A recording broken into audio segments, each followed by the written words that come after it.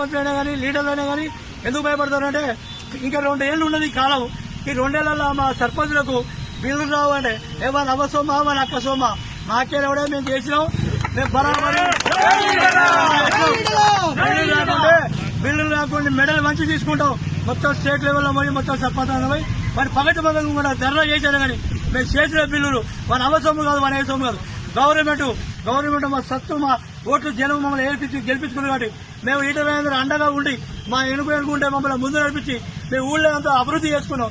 ఈ బిల్లు లేపడానికి మీ అమ్మమ్మ కూడా అర్హత ఉంటా మాకేవాడే నేను ఒక సర్పంచ్ అధ్యక్షుడు మాట్లాడే గుద్దలని తీసుకున్నాం. బిల్లులు బిడ్డ నువ్వు బిల్లులు చేయంటే భయపడేవాళ్ళు లేరు, మమ్మల్ని జైలు చేసినా భయపడేవాళ్ళు లేరు. నువ్వు ఇన్కౌంటర్ చేసినా మేము భయపడవు.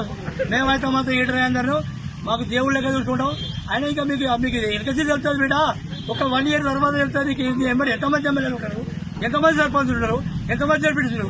మొన్న మా దగ్గర చూస్తా కుక్కలాగా ఉన్న ఒక్కొక్కరు అక్కడొకడు కేసీఆర్ అంటారు కదా ఆడవాళ్ళు మోపైన ఆడబిడ్డ అని అంటాడు. మాకు అక్కడొకడు మోపైండు.